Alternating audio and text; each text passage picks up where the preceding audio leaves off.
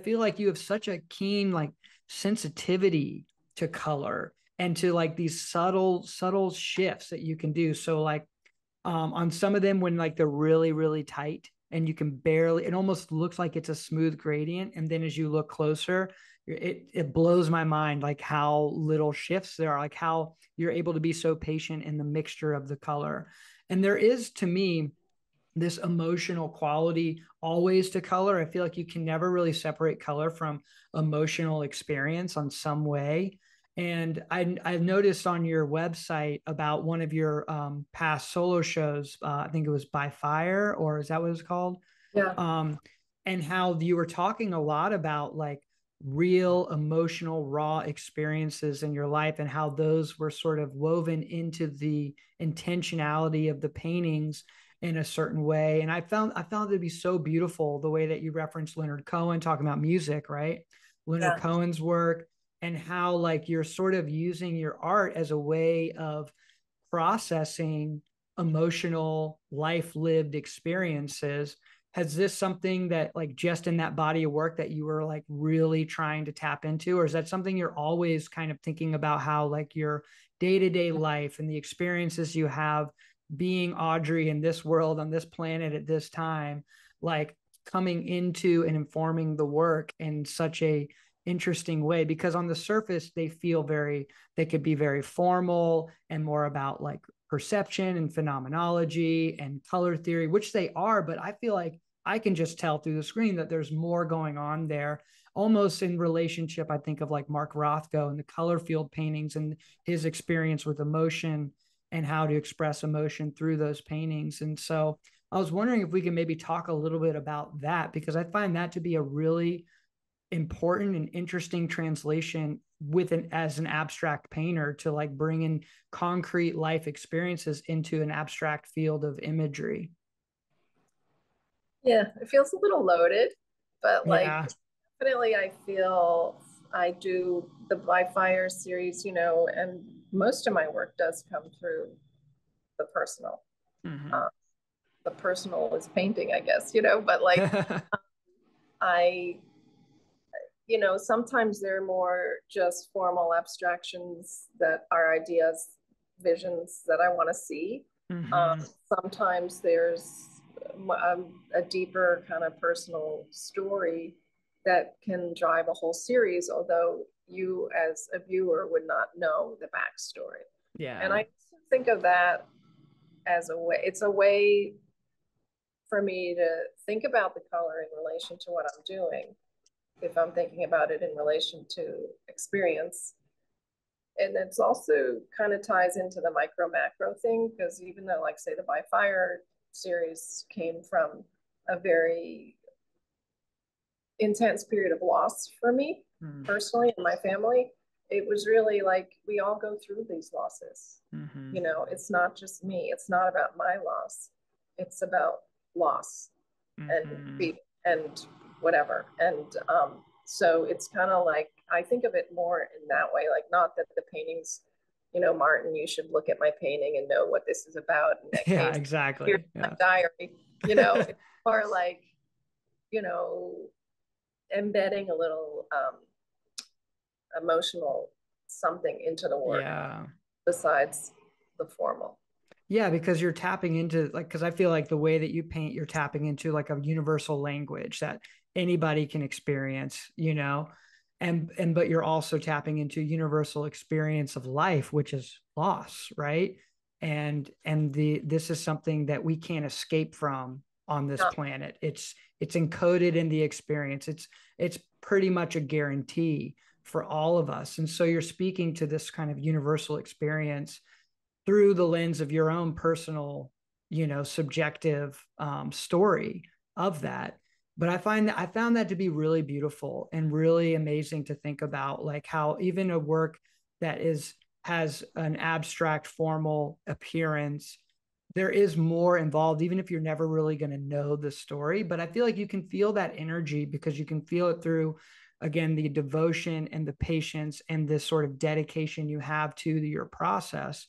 You can feel that there's just, because otherwise, like to do the work like you do, if you don't have something else probably driving it underneath, it could probably get boring or it can get really frustrating quickly. But when you have sort of something you're emoting through your process, I feel like that can help you stay the course in times of great frustration. But I found that just to be a really surprising and beautiful component to that particular body of work. And it really informs, in some ways, the way I look at all the work you do, and to remember that this isn't a machine making this. This isn't some computer algorithm creating these grades. This is a human being spending time mixing paint, laying the tape down, crafting whatever the form ultimately will be that it takes, and putting in the time to execute it. Like, there's just so much more involved in it.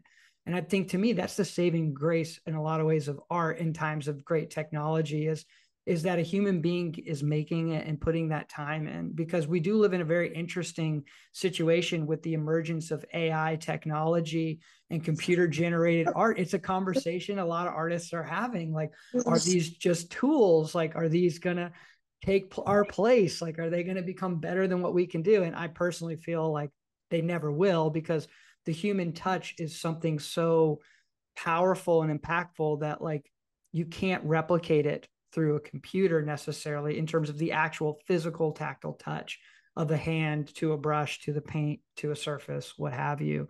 How do you feel about like that component of art emerging? I saw you kind of like roll and lift your eyebrows a little bit. Like, I feel the same way, but I'm curious, like, what's your perspective on maybe some of that? Because we can see a lot of the type of imagery you make. Like, we could see that AI could generate that, but to me, that's not the point. Well, yeah, it's definitely not the point for me either. And I mean, I don't know enough about AI to really speak in depth about it. But for me, there's always a human element to making art. And so to me, that's what makes it interesting. For me, that's what I want there to be, a human touch to my work. And sometimes through the screen, people see my work through the screen. They can't really. Oh gosh, sorry. Oh, you're okay. Yeah, no, a call was coming in. So yeah, no problem. So sometimes through the screen, I feel like they can't really see the work, and they think it's digital, or they think, they don't get quite the tactile nature of the work. And I think it's important for us to experience as living beings. I mean, I'm just imagining, you go back to the caves and those cave paintings, and putting a hand on the wall and saying, I was here. I mean, this is all of our own way of saying we're here. Um, this is what it's like to be here right now. Yeah. For each of us individually. So I think that's why people want to seek out art, is to have that experience. Yeah. And unfortunately, I mean, like, it's a different generational thing. I mean, AI, computers, and all of that. I mean, I see the way my kids are growing up with social media compared to growing up without it. And it's really, really different. And I don't think it's so healthy for the most part. I know. But it's what it is. I don't have control over that. So, so AI will have its own AI art, I guess, right? Yeah. Never can replace the human art. Yeah. I don't think so either. And I think that I feel like as we emerge more deeply into this technological future that we're crafting currently and living within, like, that we're going to need more and more of the human touch to balance that out, because it can be so sterile and so, like, seemingly like apathetic in a way. And I feel like that we're going to need more and more of the human touch, and to bring back the material, tactile, sort of physical sensation of life into our experience. Because when we're sucked into the screens, into the scroll, into the social media verse of false perceptions, we are going to get incredibly lost from what it is we're actually doing here, in a way. And I think that ultimately it's about building bridges and connections and communication, which the internet can do. But we're seeing sort of the immaturity of the internet age right now. Like, I feel like we're still trying to figure out how to integrate this technology into our life. And and this is the idealistic mindset that I might have, but I feel like art is the ultimate like counterbalance to all these things. Like, and so I think more and more people are interested in those experiences of going to galleries and museums. And I think I hope, and I feel like I'm seeing more and more people growing interest in that, because it does counteract this sort of impatient, instant gratification mindset that the internet sort of cultivates. Because when you go to a gallery, go to a museum, you have to slow the hell down.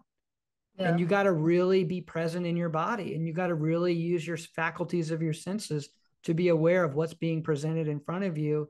And I think that is such a beautiful experience for people to have in this fast-paced world. And so I hope we see more of that. But I think what's so cool about your work is that people think that they're generated by like some computer, but they're actually made by hand. That is like an amazing, that I would hope anyone who thinks that's like an amazing, like, wow moment for them. Like, holy crap, like this is not done by computer, but is done by a human being with incredible sensitivity and patience and love toward what they're doing.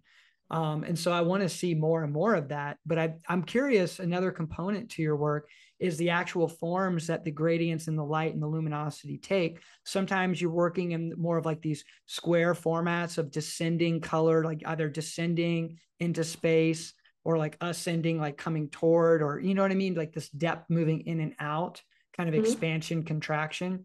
But sometimes you play with curves. And sometimes you play with even like these diagonals where you cut the gradient off and it's kind of a flat field within it. So it's like this really like kind of formal play with the image itself. And I'm curious where like your inspiration comes for the actual, let's say, structure that this process gets contained within. I don't even know. So I think, I don't know about you, but like I get flashes of images of compositions. Mm-hmm. Like that's how my ideas, they come in a little flash. And then if I'm on a roll with a body of work, it'll be like, oh, and then I could do it this way. And then I could do it that way. Wait, what if it came in like this? What if it came in like that? So that's a lot of the way, like they just come as, like little idea bursts. Yeah. And when I'm working on like a group or a series, it's just kind of a way of creating like story within story within story, I guess, and changing up, challenging myself too, to do something a little different, you know. So I don't want to always have straight lines. It's good to have some curvy lines. I don't always want to have curvy lines. It's good to have straight lines, you know. I don't want to be vertical. Sometimes I want to be horizontal. Sometimes I want to get an angle, you know. So, yeah, for sure. So kind of playing with those approaches, but maybe initially like it's almost like the seed for a bunch of paintings comes from like a flash of insight, or like you might even call it like a vision that you have, like, or sometimes I refer to it as like a download. It's like I just downloaded something from the universe and it just flashed through like my consciousness, and now my job is to harness it, grab it, and manifest it.